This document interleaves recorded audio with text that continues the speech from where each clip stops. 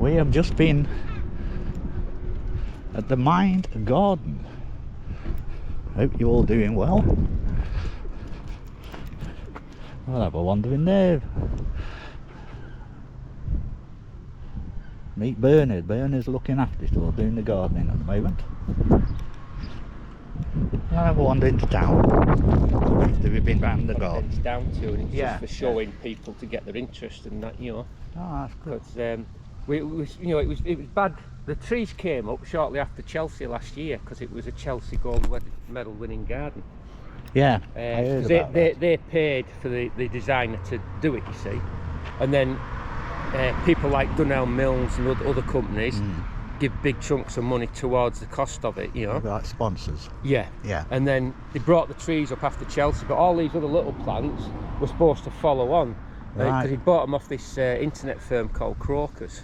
Oh, right, yeah. And they didn't. They give them out to other places. And so the designer said, "Well, I told you to send them up to Barrett." And I said, "Oh no."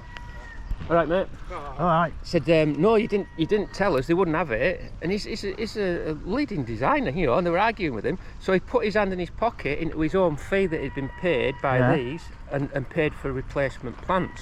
Oh, that's good of him. And of course, by the time they come to us, it was like October, November, and there were only small regrown replacements instead of being the bigger ones that had been at Chelsea. And then we got hit with all that cold weather, and the volunteers did so much in that, but because I live in the street, I come at the weekend doing in that, because we had literally hundreds of plants in pots that size laid out ready to put in, but they were solid like ice blocks, and the ground I was breaking through 3 inches of frozen soil to get them in, and I even had to break some of the pots off to get them out. You know, it's hard work, that is. So it was weeks of hard work, a couple of weeks of hard work. It looks good now, though. Trying to save them, you know. Well, it's starting to fill in a bit now. Yeah. These little curved hedges, in the original at Chelsea, it had like plastered walls. Right. And we said, well, that's no good for here because people will just be invited to spray paint them.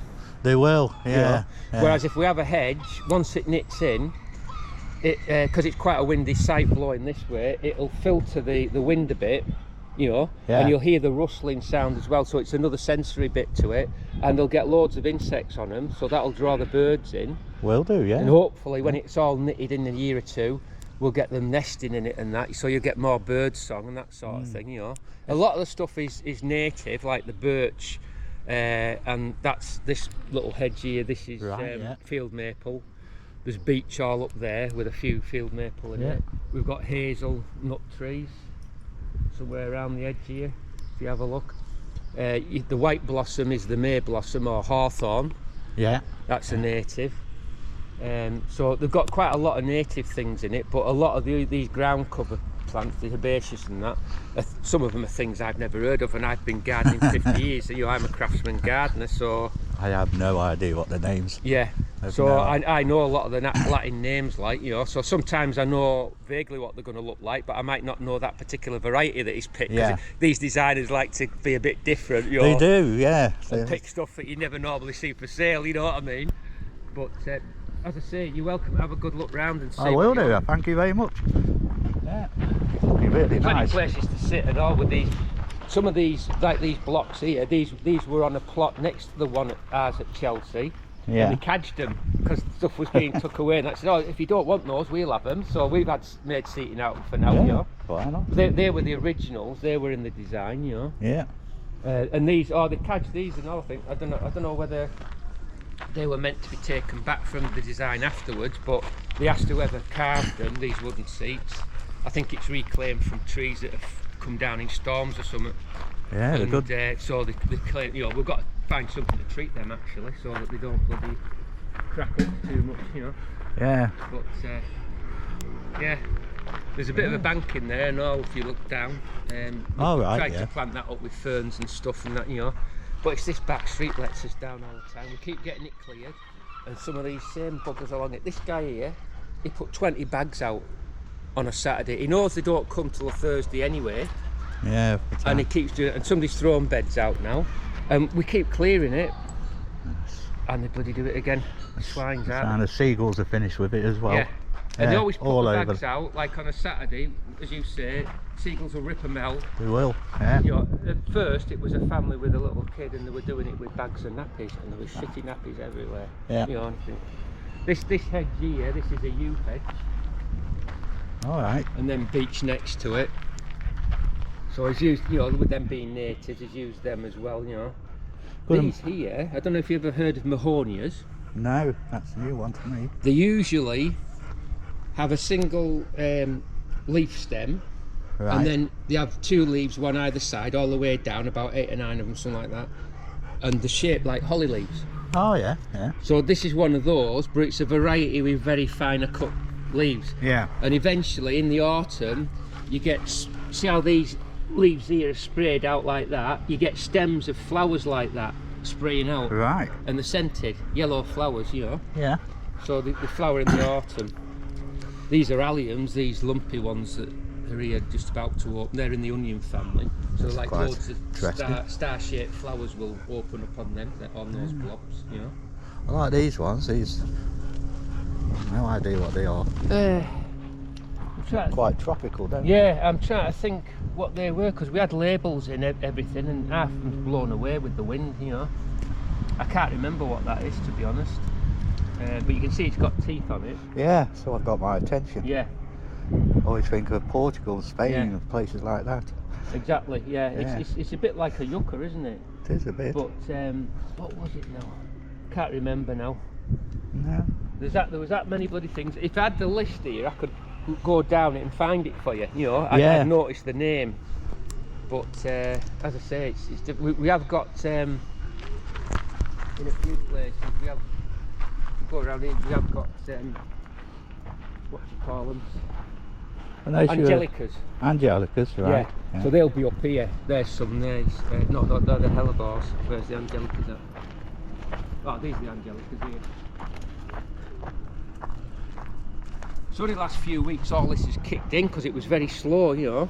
That's the weather, isn't it? Yes, exactly. And I said to the designer, like, well, you have to remember we're 3 or 4 weeks behind you down south. You know? That's right. Even though we're slightly warmer with the Gulf Stream than it is inland, we're still behind the south, you know. Yeah, it's all weather. But these will grow about this high eventually because they're a herb. They have green flowers on.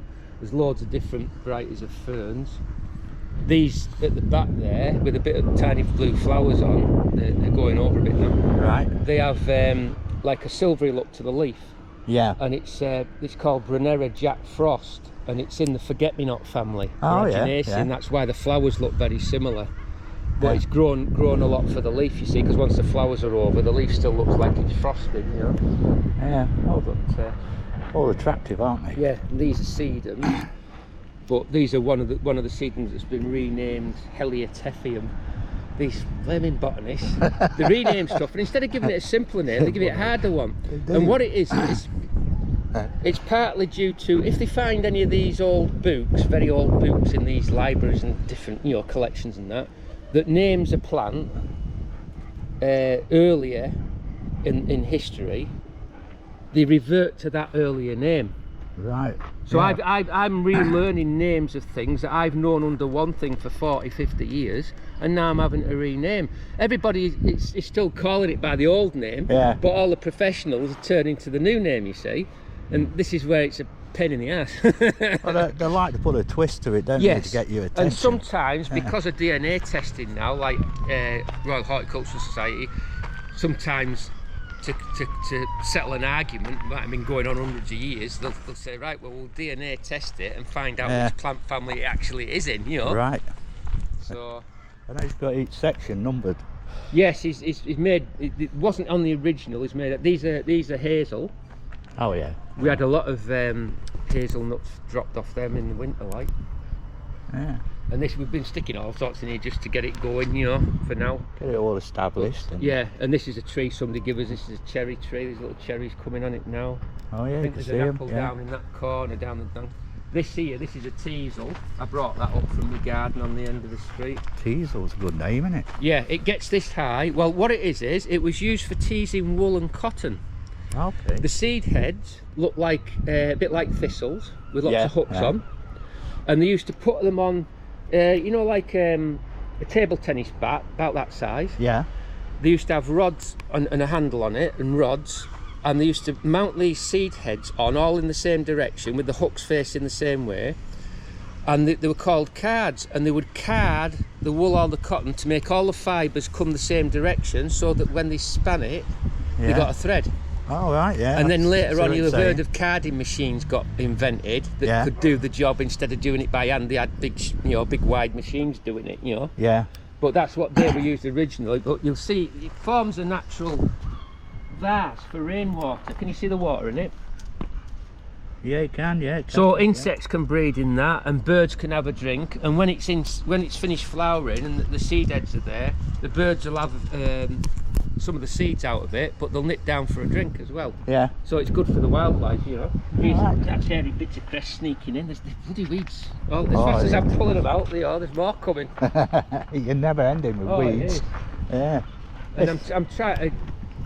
I said we've got to teach some of these volunteers, that people that come to mine, weed recognition, because I said otherwise it's me doing it all the time. That's right, yeah. We've got to have more that know how to, you know, which is the weeds. Well, it gets them occupied, doesn't it? It gives them interest. Well, exactly. Yeah. I mean, gardening for me has been like a natural therapy for me. I've always done it, you know, since I was about 16, and I've always found it's helped stop me getting depressed and that, you know. Yeah. And so, I mean, I've done courses with a charity called Thrive, and that teaches you how to use horticulture as therapy for different groups, you know, like people with dementia and that. Yeah, I put those in to give it a bit of colour when they had the official opening, because there wasn't much in flower and we needed good photographs, you see. And lovely colours. These are very close to the wild viola. Yeah. That variety, you know, you get them in that colour.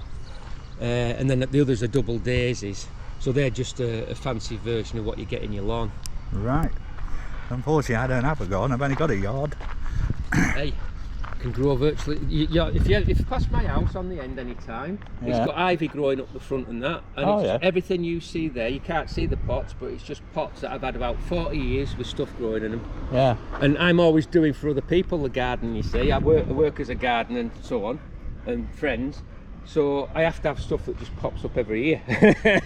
You know, it's easy for me, you know, but then I do my fancier stuff elsewhere. But you're doing a cracking job. Yeah. So that's those Jack Frosts again. You can see the leaf better there, you know. Yeah, you can see the silver. Yeah. Yeah. It's a very attractive leaf. Yeah. But there's a lot of stuff still coming. A lot of these are ornamental grasses, you see. Yeah. That's bloody weeds getting in again and all. But, oh, it annoys me. It's never ending, you never. It is. Yeah. Yeah. And a few lights on the go. yeah, these are polemoniums, which is Jacob's ladder, because they always used to say that the leaf looks a bit like a ladder, you know. Yeah. I know the Jacob's ladder one. Yeah.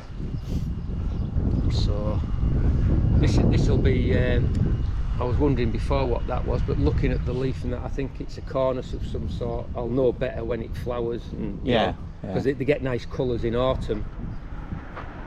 So yeah, there's quite a mixture of stuff in, you know. But the idea is it's for the whole community, you see, you know. Yeah. The site was bad. I mean, I've lived here since I was 2, and I'm 66 next month. And this church here shut when I was about 10, something like that. Yeah, it's fine. And then it was used by Blackshaws for storing bikes, and then it got burnt down, of course, you know, so scaffolding on it, and then after that it was just people dumping on it and that. Yes. So when I heard about this, I said, I'll give you a hand with this, because they had nobody with horticultural qualifications, you see.